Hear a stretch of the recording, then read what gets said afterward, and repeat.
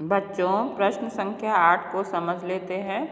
अस्ति मगध देशे फुल्लोत्पलनाम सरः तत्र संकट विकटो हंसो निवसतः कम्बुग्रीव नाम का तयो मित्रम एकः कूर्मः प्रतिवसति स्म। मगध देश में फुल्लोत्पल नाम का तालाब है। वहाँ संकट और विकट दो हंस रहते हैं। कम्बुग्रीव नामक उन दोनों का मित्र एक कछुआ भी रहता था। अथ एकदा धीवरा तत्र आगच्छन्त, इसके बाद एक बार मछुआरे वहाँ आए। ते अकथयन, वे बोले, वयम स्वः मत्स्य कूर्मादीन मारिष्यामः, हम कल मछली और कछुओं आदि को मार देंगे।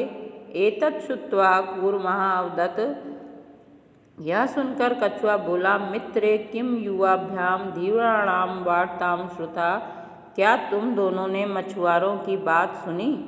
अधुना किम अहम करोमि, अब मैं क्या करूं? हंसौ अवदताम, दोनों हंस बोले, प्रातः यद उचितम तत्कर्तव्यम, प्रातः जैसा उचित होगा वैसा ही करना चाहिए। कूर्मा अवदम, माँ मैवम, मैवम का विग्रह करें तो माँ एवं, ऐसा मत करो, इस प्रकार मत करो। तथ यथा अहम अन्य हृदम गच्छामि तथाम कुरुतम, तो जिस प्रकार मैं दूसरे तालाब को जाता हूँ, हृदम माने होता है तालाब, तालाब को जाता हूँ वैसा ही करो।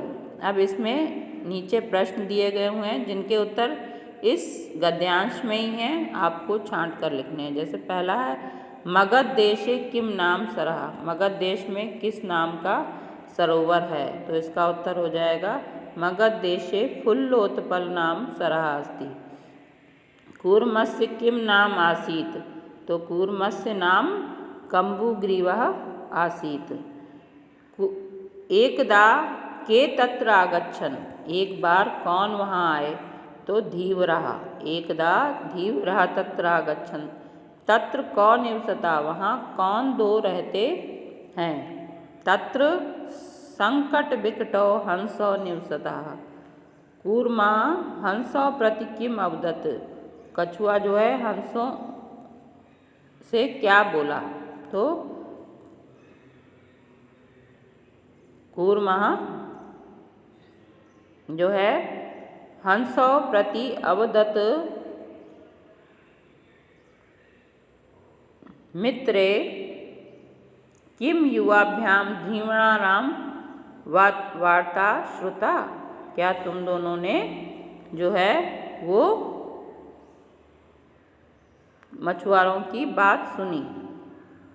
तो इस तरह से बच्चों ये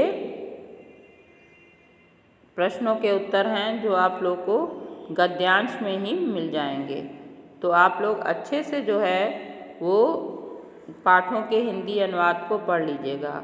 इसी में दूसरा खंड है, निम्नलिखित श्लोकों को पढ़कर नीचे लिखे प्रश्नों के उत्तर दीजिए। इसमें 2 श्लोक हैं और आप लोगों को इसी के आधार पर नीचे प्रश्न दिए गए हैं। इस श्लोकों में ही प्रश्नों के उत्तर हैं। तो देख लीजिए, श्लोक है, पृथिव्याम त्रीणि रत्नानि जलम अन्नम सुभाषितम मूढ़हि पाषाण खंडेषु रत्न संज्ञा विधीयते। दूसरा श्लोक है, सत्येन धारिते पृथ्वी सत्येन तप्ते रवि सत्येन वाति वायुश्च सर्वं सत्ये प्रतिष्ठितम्। तो ये 2 श्लोक हैं कि पृथ्वी के 3 रत्न हैं, जल, अन्न और सुंदर वचन।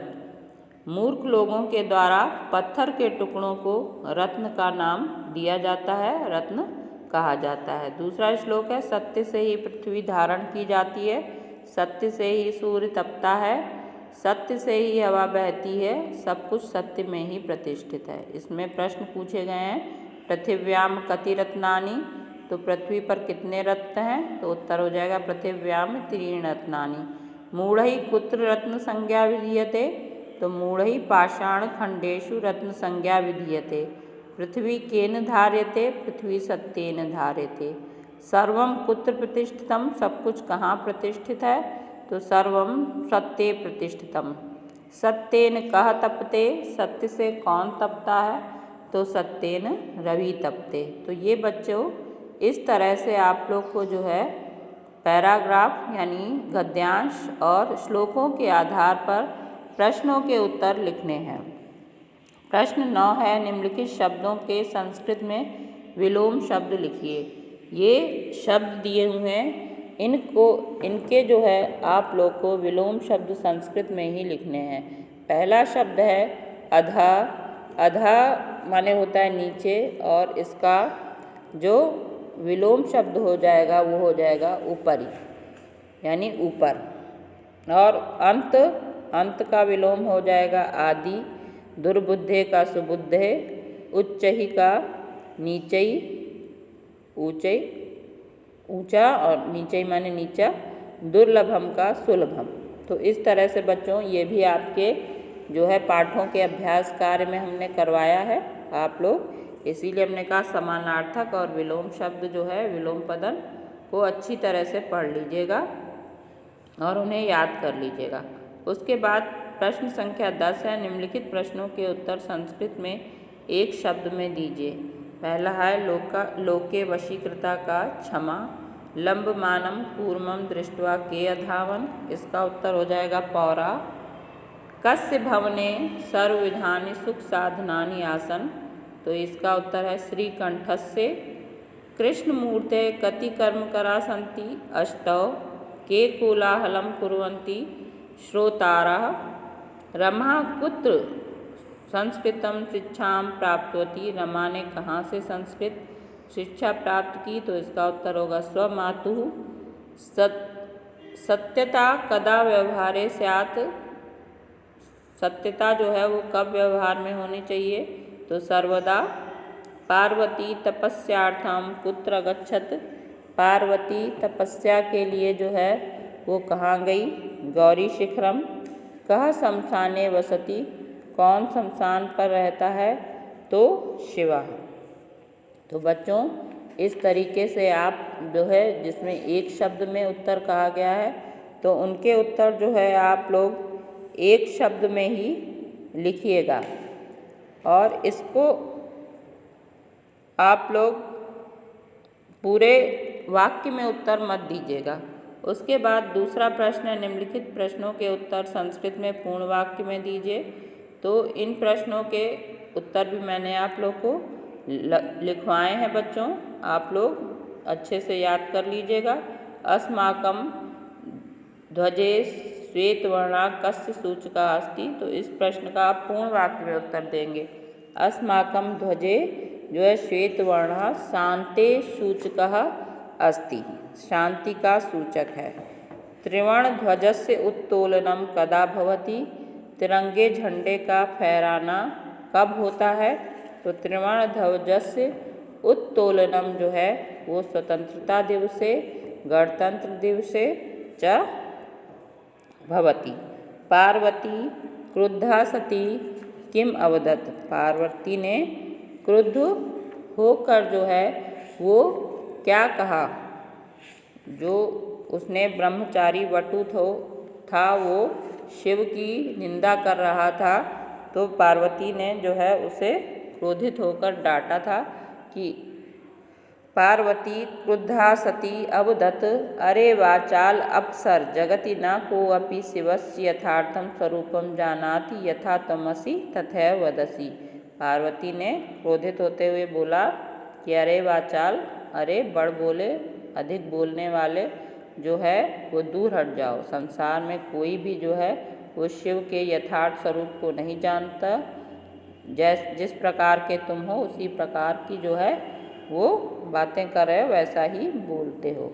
कह पाप भागा भवति, कौन पापी या पाप का भागी होता है, तो यह निंदाम करोति, जो निंदा करता है, सह तु पाप भाग भवति, वह तो पापी होता ही है।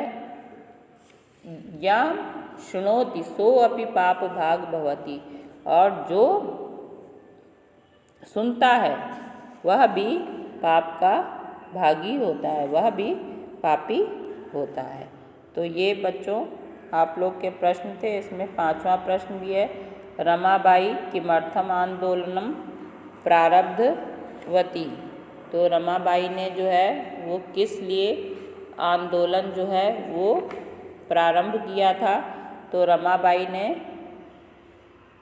स्त्रीणां कृते वेदादीनां शास्त्राणां शिक्षाय आंदोलनम प्रारब्धवती।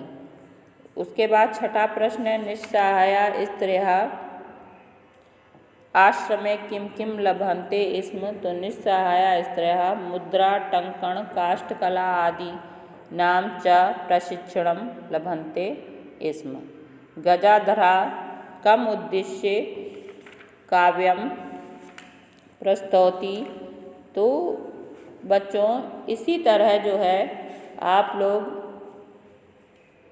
इन प्रश्नों के उत्तर लिखेंगे। गजाधरा आधुनिकम वैद्यम उद्देश्य काव्यम प्रस्तौति। आधुनिक वैद्य को जो है उद्देश्य करके अपना काव्य